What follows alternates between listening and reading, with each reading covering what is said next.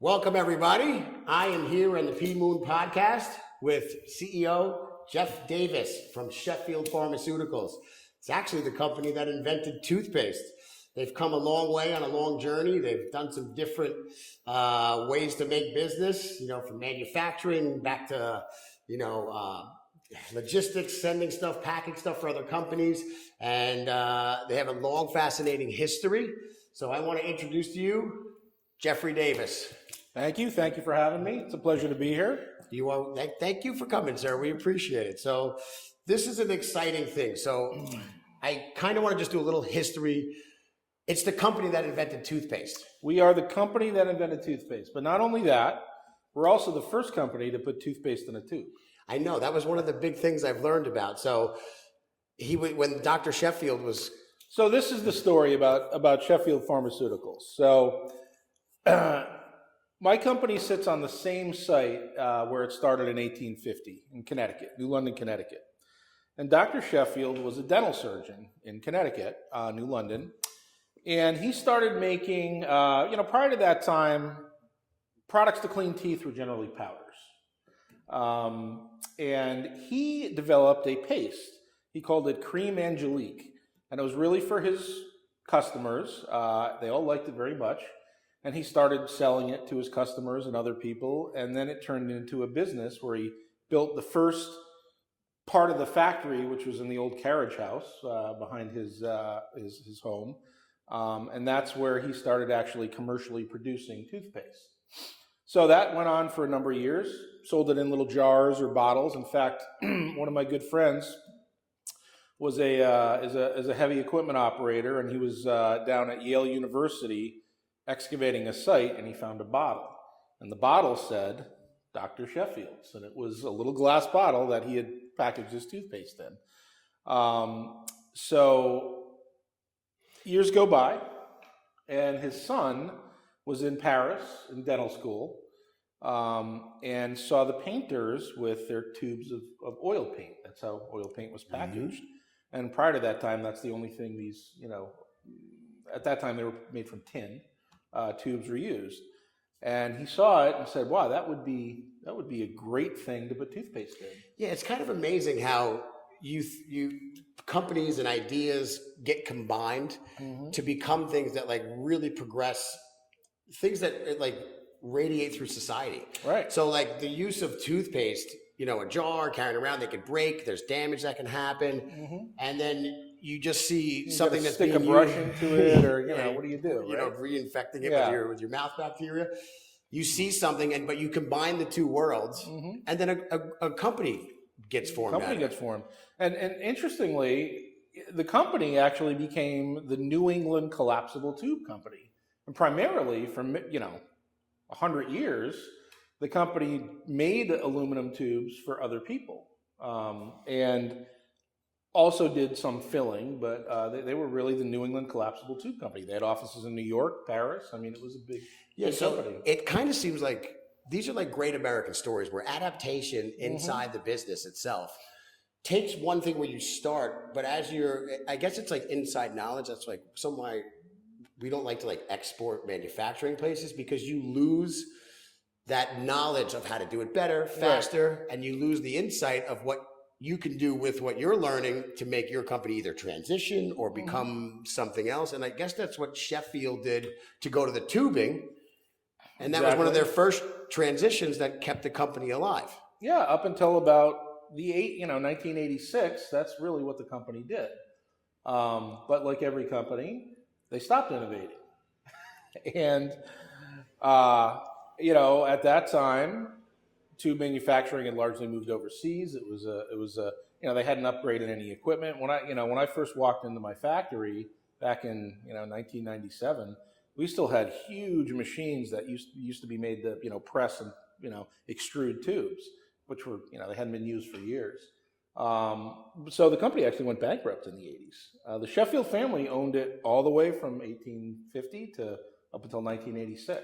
And that's when there was a local businessman? So there was a local entrepreneur who actually had another company in the area. And, the funny thing about our company is if you meet anybody who ever, lived in New London and you say, oh, I work at Sheffield, they have a relative that worked there. You know, whether it was a It's summer family, job it's a home, yeah. or they worked there their whole life. You know, everybody has a relative that worked there. At one point in the 80s, that place had 600 people working at it. That's a good number. It was a good sized company. So yeah, local entrepreneur bought it in the 80s because again, he you know, he'd grown up in the area, he knew the business, didn't want to see it really just get, you know, the property get sold off. But what he quickly realized was we're not going to make money making tubes. But this little side business they have of actually making the things that goes in the tubes and packaging them and selling them, well maybe that's somewhere where we can, you know, compete. And at first it was mainly toothpaste, and that's what the company started shifting to. So over the course of 40 years now, the company shifted to a pharmaceutical company, and that's really what we are today. It's a pharmaceutical. I know company. because I see that you have a bunch of different brands now. You at one point had an exclusive with CVS, I believe, or Walgreens, was it? When we first launched the brand in 2017, we had an exclusive with CVS. Yeah. And as far as you're concerned, the company's changing. You took over what, 2016? 2016. I mean, I've worked there for 30 years, but 2016 is when I became CEO. So would you say that decision to just give an exclusive to one company, it probably does two different things for you? It solidifies someone's buying the product. Sure. You're shipping it somewhere. Did you at any point think like, was there, like, I'm guessing there was a time frame of the exclusivity? Yeah, there was a time period. Look, CVS is a great customer. They're still a great customer of ours. They're right up the road. You know, they saw some value in the brand and that kind of strategic relationship. But yeah, it does only, you know, we couldn't even put it on Amazon. It was just CVS at that time. So yeah, it limits your opportunities. And you know, look, we're not a brand company. You know, we're really a co-manufacturer for other brands. We do a lot of business for the stores. We make their store brand products, all different sorts of products. So it was a way for us to really launch this brand in a way that you know, a company like ours maybe couldn't normally do it. Yeah, because I think at one point you started to, I guess it was one of your sales guys or something, suggested to you that you started embracing the history of the company itself. Yep. And that's when you're going to the brands that are now produced by you and sold under your name and or the other different names that you have there. That I think is like, and to me, it's inherently cool because you're kind of taking back the ownership of the company's roots and the name we're that coming started back it. to Like, our history, and nobody else has a history like us. I know. Nobody else can tell this story. So you know, a lot of brands out there, they're just made up brands. I mean, they've got no real history or, you know, real anything behind them. They're a marketing experiment. Sheffield it's a real company, it's a real brand, and you know, we're the original. So yeah, the salesman who suggested we relaunch this actually has a he's one of these interesting guys, kind of I don't know what you'd call him, but you know, he makes documentary films. He has a record label. Really interesting, smart guy. And loves the old brands. I mean, he kind of came up in the drug industry, right? And a lot of these brands were really, you know, it was the pharmacist in the back mixing up something, and it becomes a brand. So he had a real interest in that. We had bought a bunch of old brands from a company that actually went bankrupt out in California, and still market some of them. And you know, that's kind of how we connected, because he has a big interest in the old brands. He had started a company and sold it. And yeah, he suggested Dr. Sheffield's. And I mean, I would like to meet this guy because he sounds like somebody that's he's a very interesting guy. Anything I used to collect, like old soda bottles, old prescription boxes that you're talking about, like from houses that were cleared. Yeah, he's really a wonderful guy, and he's got interest in old films. You find it really interesting talking to him. So, I mean, because that old-fashioned branding, I think at some point in the last 10 or 15 years, I think culturally, maybe with the younger generation, they're trying to go back to like basic old-time feel and vibe. Like, I mean, guys are having the bar mustaches. Look at the whole shave industry where it's going. And that's kind of what he recognizes. He's like, young people really have interest in these heritage and craft cocktails, right? Yes. I mean, that all that is, I think people really yearn almost for the simpler things, right? With you're barraged by technology now. And I think that's why there's some interest in these. I think it also says something about older labels, older brands, because they were around for so long, they set like a standard. There's a lot of like quick growth, and then something's here and then it's gone. It's a flash in the pan. There's something about that longevity and like the American. It's not a trend, right? Yeah, it's not. I guess it's not a trend. That's a good way to put it. So I know, like you've like, what's the hardest leadership lesson you've learned running the manufacturing company? Like, well, so my background really is operations, manufacturing, and one of my hardest lessons to learn that I've learned is you cannot do everything yourself, and you've got to, and it's hard for a company like Sheffield. We're a mid-sized company, say, but I've been with it from when we were a very small company all the way till now, and back in the day, you did everything. Right? I mean, you weren't, you had to do everything. And if you can't rely on your team, and not just your team, but your network, it's not just your internal team. If you don't leverage your network, I mean, that's how I've had some pretty significant challenges with this company. Well, it's funny that you're bringing that up, because now you're planning on exporting toothpaste overseas, and you're talking about your network. I mean, we're here at the winery that Michele's involved in, and he's with Fariba, and is that kind of what you're hitting on there? Like, that expands your business by networking with other people? Absolutely. I mean, Michele, he and I have been colleagues for years, really starting from a place of, he sells pharmaceutical packaging machinery. And that's how we got to know each other. I work with some other Italian companies as well, and as a result, I've spent a lot of time in Italy. I'm there a lot. I've developed a series of friendships, Michele being, clearly one of them. And I said to myself, well, I see this brand. It seems like it really would resonate with Italians. Why not try to launch it internationally? And we found a distributor, which, of course, didn't speak English. I didn't speak Italian, so I reached out to my network, Michele, and said, hey, do you want to help us out with this? And Michele said, sure, I'd love to. And that's how it's developed. So we have a great distributor over there who's very committed to the brand, really, runs a great business, another family company, which I love. We're a family company. My wife and I own the company. And that's who I like to work with.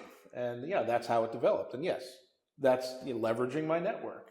Yeah, I think what is a beautiful thing that I've learned being around businessmen and things like that is that if people that work together can find ways to just make money together, earn. There's always more there, right? Yeah, but it's not just simply a one-for-one transaction. I buy this from you, you pay me, and we're done. There's always more there. There's kind of a beauty to that, and I think the American, free market, as much as it's free now that it can be, enables that. But I think you have to have people that have the mentality state to not be so guarded, to be open, to expand, and to think, and to have trust also in who they're working with, because everything's a risk. That's one of the real challenges in my business. I mean, we work with the biggest companies in the world. And yeah, they have their processes and their guardrails, and it's very difficult to work sometimes strategically. It's great, I would say CVS is a company we can work with strategically.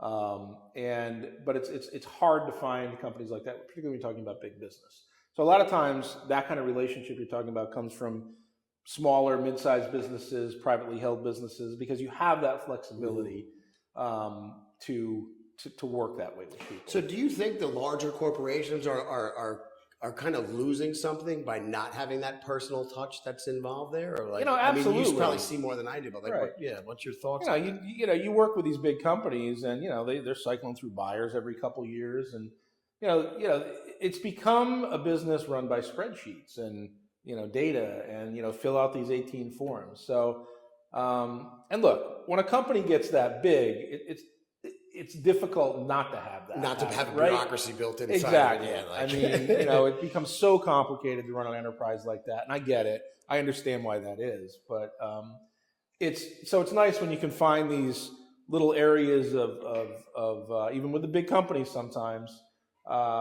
these areas of strategic and collaboration and cooperation But generally that comes with smaller companies. Like a lot of the vendors who sell, well, McKelly being one of them, I seek out companies that are either privately held or smaller companies, or at least have that mentality. Because you could sit with the person, right, and that say, has look, an this effect. is my Yeah. problem. You know, how can we work together? McKelly and I just did a huge project, and it was exactly that. It was, all right, you know, I want to go into this type of business. You know, how can we work cooperatively to make it happen? I think that's fantastic, because then you get growth on all the different sides. Right. You create jobs, you expand things into markets, and it's kind of a good balance, because the history of your company, for it to still be thriving, I think that's beautiful. It's rare, is what it is. I know, because like you have car companies fly by night, like all these things, and to be in such, there's so many companies that I guess you would say are larger, more of this bureaucracy we're talking about, that make similar products to what you're making, and for you to have made headway and to taken out a larger chunk over the last 10 or 15 years with what you're doing, I think that's. Well, it all comes with risk. I mean, that's, you know, and that's another thing about being a privately held company. I'm free to take that risk. You know, when you're working with bigger bureaucracies, nobody wants to be the one who made the wrong decision. Therefore, nobody makes a decision. And when you look at our company's core values, one of our core values is decisiveness. Because I've seen it over and over, you know, debating something endlessly. No, again, 18 people involved. The reason that happens is because nobody wants to be the one that says, yes, I made the decision, it was wrong, and I own it, but, you know, that's what I think what paralyzes companies. Nobody willing to make a decision. I think that's a human element thing, because a lot of people will spend time debating, sitting in limbo. I want more data. Well, I need more data. I need more information. In order to make things move, you just got to go. Right. At some point, you got to make a decision based on all the data you've been able to gather. Yeah. And right or wrong, you got to own it. Because you could spend all the time doing data and you'll never make the move. Right. And then time will fall, and you could fall to the wayside, or you can miss the bus. So I think you've done that with the company, making decisions, transitioning from manufacturing from others to now going back to your branding. Yep. And now you're expanding overseas. So you're taking risks here, and it seems that the company's, you revived. Right. Listen, the base of our business, we still do a lot of contract manufacturing, where we work with the big retailers. We have our own prescription label. We do a lot of different things, which again has helped us weather, you know, storms like COVID, because, you know, we're not so focused on one area of the business that if something happens there, we're done. You know? We've got enough other things we got enough irons in the fire that, you know, we can keep things rolling. So, what investment has generated the biggest return for Sheffield? I would say. Really an investment in a new capability, which McKelly was also involved with. It was, we went in, you know, look, we made tubes for many years. That's what we did.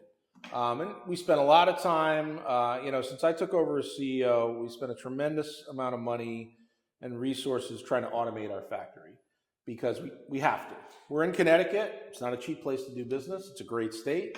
But, you know, we don't have a bunch of cheap labor that. So you kind of like just in time got like an automated system running before COVID. It's really funny. When I look back at that, you know, like if I had a crystal ball, like rolling up to COVID, I say to myself, what would I have done differently? And the answer is really nothing. Nothing. You saved it's that focus on automation, because we didn't do that. We couldn't have hired the people we needed even to keep the factory running. We have lines that used to take 6 people to run, and now they take 2. Now, and in all that time, all that automation, I never laid one person off. Never. That's awesome. It was just, you know, can we grow this business with the staff we have? And that's what we've been trying to do. Although we've still, you know, listen, our headcounts over the past 5 years has grown quite a bit because of some of these projects we've been doing. So new capabilities. In this case, it was liquids, it was nasal sprays. That's something we didn't do. In order to compete, we had to make a big investment in automation, and that's what we did. So in a weird way, like people might hear that, oh, we're going automated, we're losing people. But then you just said something where now we're expanding, and then you need more people to come fill the other side of it. I need, you know, engineers and, you know, automation technicians and, you know, all those people that we need to keep that machine going. Yeah. That's pretty cool. So in one way, you might think of it as a dying side, and then it's actually becoming more of a growth side. One cup fills, and then the other one. If you look at demographics, this country's got a declining birth rate, right? Yeah. So everybody who's so fearful about AI and automation and robots and everything else, it's really a necessity, particularly in a state like Connecticut, where, listen, the labor market's very tight. We've got a great skilled workforce because we've got so much, defense contracting in the state, but the labor market's tight. So if we don't do this, it's really about retaining jobs and keeping companies alive. Because again, the days where you can just get 20 people off the street like that are over, particularly in Connecticut. I think that's such a unique thing that you brought up, the fact about the declining birth rate and declining labor market. So there's going to be less and less people. But over the last 100, 200 years, skilled labor is probably the most valuable resource that a company can That's why we're so much more productive now. If you look at productivity, corporate, productivity over the years, it just keeps rising. Why? Because of these tools we have. So I think that's brilliant, and that's probably why you are where you are, is because you actually have a longer term thinking. Do you have any, are you planning ahead for the next 20 years? There might be 20% less available labor or 10%. Is this something you think about at all? We haven't put a number on it. I mean, frankly, for me, it's where can we automate and make the most impact and continue to grow the business. I'm not predicting that, in 20 years or what, we're gonna have 20% less. I'm not smart enough to model that out. But what's clear to me is, look, AI. I mean, I've got a big push into AI right now. How do I integrate that into the manufacturing floor? And it's a challenge. It really is. Is there any fear of the AI? You put too much trust into it that it's like you were saying before, only having one leg to stand on, you could be taken out at a moment like COVID. Is there fear with the AI for you guys, that if you let it have too much power control? No. AI, when you look at AI, what you want AI to do for you is take some of the manual labor out of your process. You're always going to need a subject matter expert to work with AI. It's not going to it's not going to replace people. It can make you a lot more efficient, but at the end of the day, you're trying to use it to remove manual processes. And I'm really on the beginning stages of that journey to say, all right, how can I integrate this more?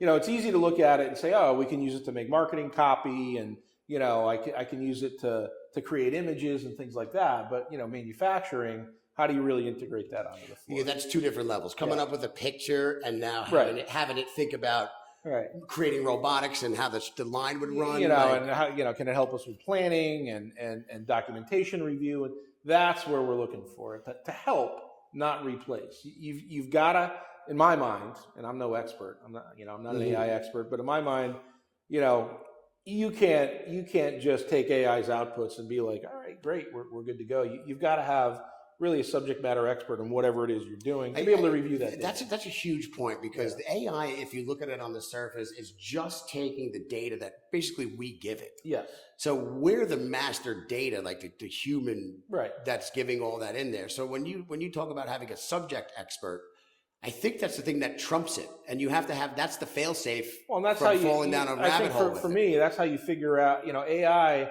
has got to be guided.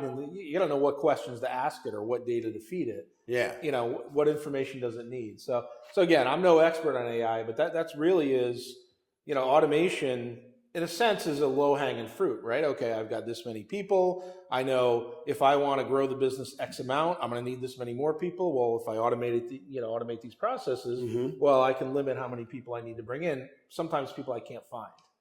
I know it's tough. I see people everywhere, even at the places I work, at the yacht club and everything. It's hard to find good labor, good salespeople.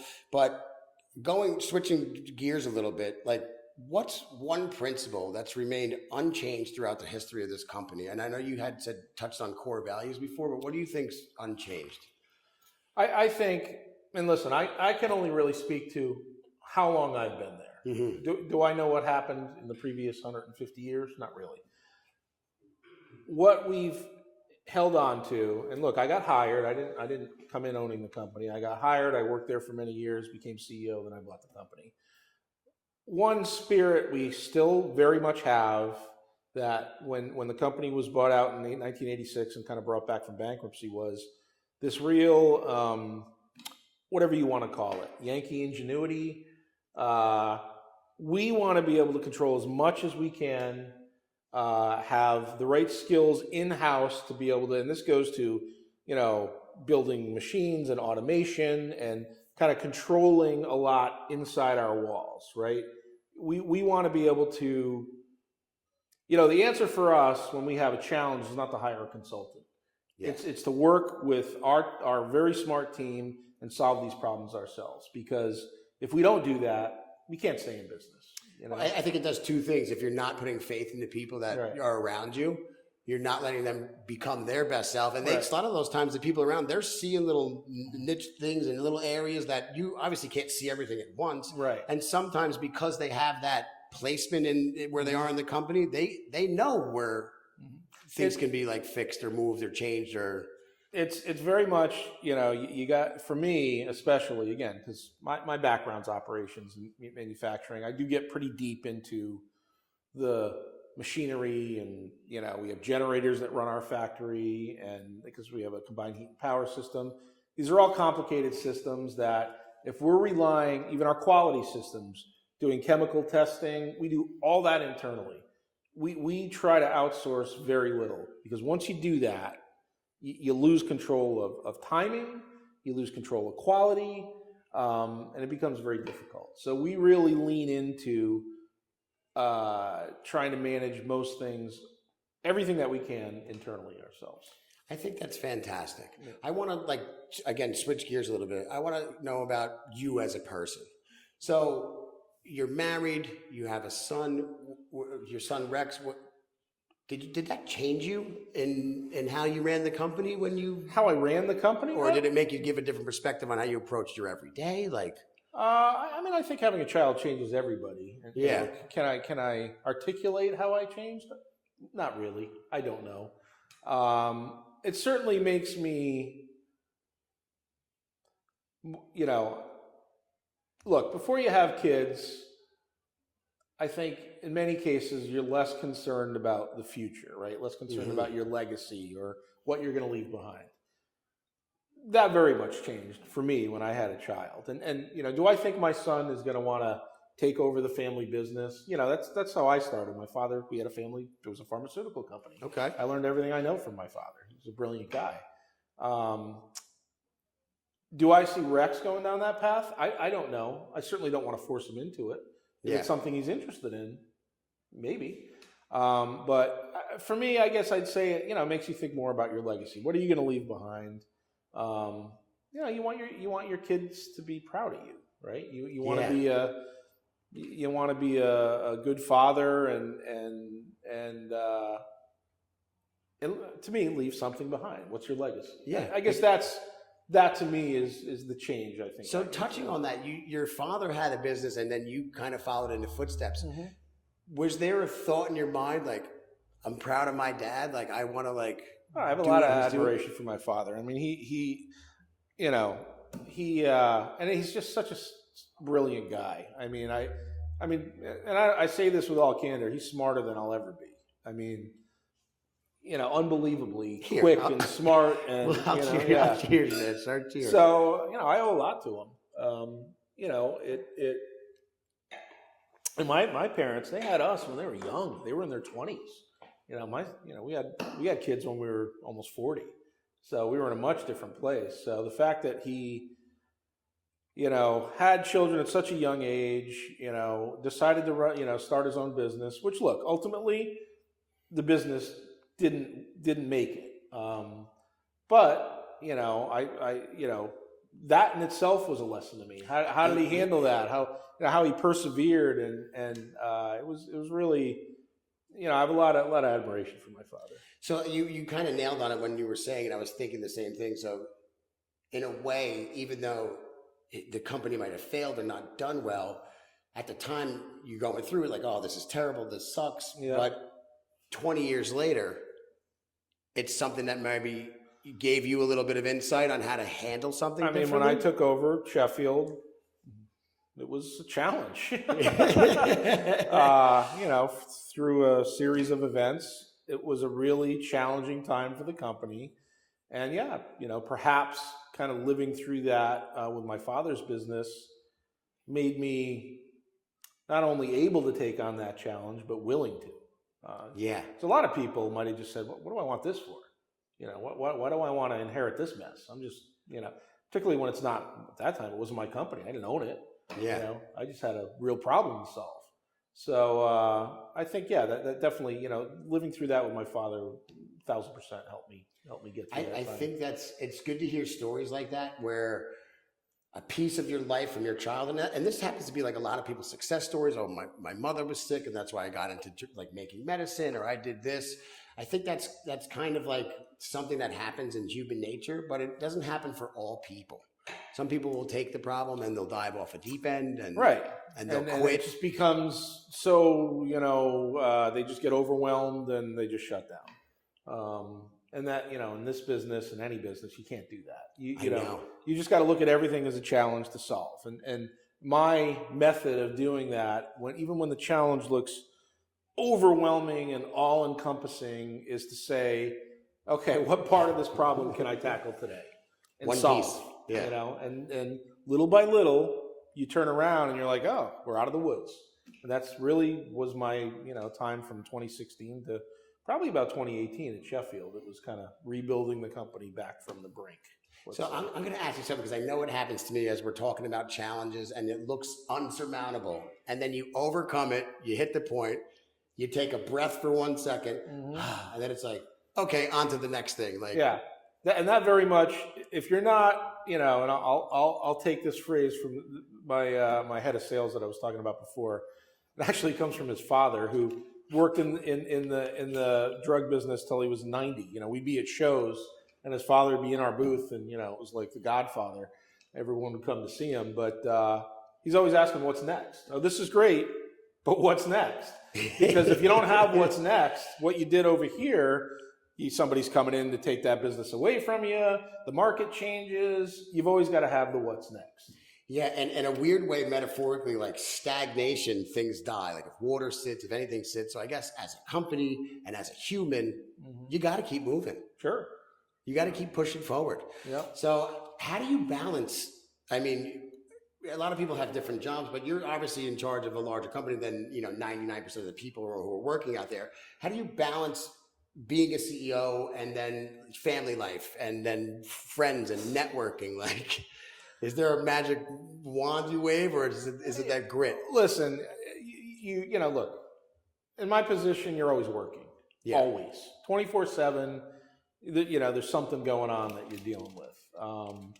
But you just got to make the decision to make the time. If you don't have a team that you say, if I can't leave the office for a couple weeks without things going sideways, you've got the wrong team. And yes, you asked, what are one of the things I learned when I said rely on my team? What that means is I had to stop saying, all right, I'm going to micromanage every little thing. Which, listen, I'm challenged by that. I tend to sometimes grab onto things I probably should let somebody else handle. But at the end of the day, if you don't build a team that, you can't leave the office for 24 hours, you got a problem. Yeah. That's a business that's going to be hard to make, particularly at my level, right? Yeah, that's shaky. I got 170 people working for me. If everything falls apart when I walk out the door, that's not a sustainable model. So you just have to make the time, and that's easy to say. But look, I spent many years working 80 hours a week. You can't do that your whole life, and I don't want anybody on my team to do that their whole life. But when I need somebody to work 80 hours because we got something going on, that person's got to be there for me. Yeah. But if that's every week, I'm doing a terrible job as a leader and CEO. If every week requires 80 hours of somebody's time. Yeah, that's true, because you want them to have their family and their life and everything else. So if your employees were all in a room and you were here at a winery and they got together, Yeah. what do you think or hope they would say about you and your leadership? I think what they'd say about me is I am tough but fair. I'm not going to say I'm the easiest guy to work for. I'm pretty passionate. I'm pretty intense at times. I'm loud. Me too. But I think and they've said it to me. They're like, look, yeah, you get, you may get up here, but you're not wrong. I think they'd say, yeah, sometimes you're tough, but you're fair. I think that's kind of like parenting. You got to be tough and fair. You care and you love your company and you love your employees. And I think that's the beauty of having a company your size where you're still hands-on, you're in touch with everybody. What's on the horizon for you guys? What's the next 5-10 years? I know you don't want to look too far ahead, but honestly, as a company, look, the brand, Dr. Sheffield's, it's a great brand. We're going to continue to grow it. But as I said, we are a pharma company. So for us, it's leaning more into that prescription drug world. And that's what we're in the process of doing. So you're maybe planning on picking up generics or doing your own, developing your own brand? We have our own generic label already. So we market some generics right now. And there's a regulatory path to doing that is lengthy and expensive to bring out new generic drugs. But we're in the process right now of developing a new generic. So with the capabilities of your company, I know patents expire, 17, 18 years down the road. Is there certain niche drugs that you would look for to do, or would you look at a gap in the market where people are having delays? We're typically looking for, look, we're not doing, cutting edge cancer drugs. That's not the kind of company we are. Yeah. There are other areas of the business that I won't go into too much detail on that we are looking at from a capabilities perspective. Yeah. Don't want to open the kimono too much, but we're going to be looking for drugs where it's not an already crowded generic market. Like when Narcan came off patent, 70 people went into Narcan. Yeah. So the rule is the first generic that comes on the market gets 90% of the market. Yeah.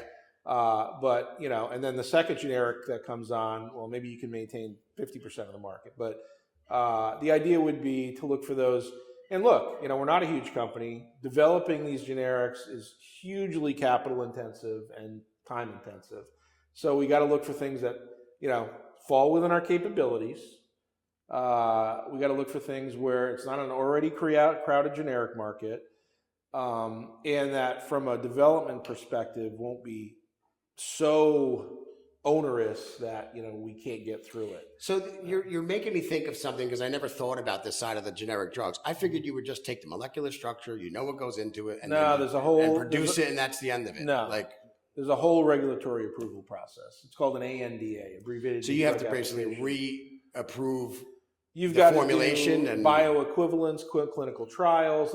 It's not just prescription drugs. If I wanted to market Tylenol, ibuprofen, Advil doesn't have what's called a monograph, which is essentially the regulatory framework for making Tylenol is an example that has what's called a monograph. So anybody can follow the monograph and make Tylenol.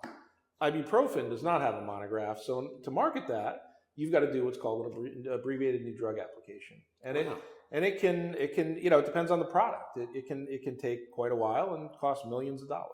So patents are running out, so you probably start the process 3 to 5 years ahead of time, and hopefully you're ready by the time. Typically, if there's a blockbuster drug and the patent's running out, companies will generally have that approval either in place or ready to go by the time just at the gates, ready to roll. But that's not going to be us, because we're looking for those maybe, let's say, forgotten products where there's already, the reason there's not 10 other generics is because maybe the price of that market isn't that big. But for us, it makes sense. You're right. So, the big guys are out there looking for the Narcans. Maybe we can find this little niche and it's a good piece of business. And it gets us kind of in that pipeline of developing these drugs. So to me, that's where we're gonna that's move super forward. cool. So for Toothpaste, but we're not gonna forget about all our contract manufacturing business. We make a lot of products for brands out there that you recognize. That's one thing about us. most brands don't make their own product. I know. You know, They sometimes outsource companies it. like us make it. But Dr. Sheffield, we control every part of it. Every part of that process we control. So. I think that keeps you safe, and I think you're going to have a long run here, Jeff. And I seriously had a great conversation with you. I want to say thank you for coming on the podcast. Is there anything you want to say to everybody out there before we go? Or no, just if you haven't tried it already, try Dr. Sheffield's toothpaste because it's the best toothpaste you're ever going to try. Yes. If you're looking for a fluoride-free. Fluoride-free, which we are a huge fan of because, my son, we do the fluoride-free stuff for medical reasons and things like that. So check out Sheffield's toothpaste. The Pharmaceuticals, they have a whole lineup of drugs. You can catch them in CVS and everything. This is episode 1 of, I think, what might become the Winery series. And I want to say cheers to you, sir. It was a pleasure, and thank you for your time. Thank you, guys. This has been the P-Moon Podcast. We appreciate it. Nice. Thanks a lot. Thank you, sir.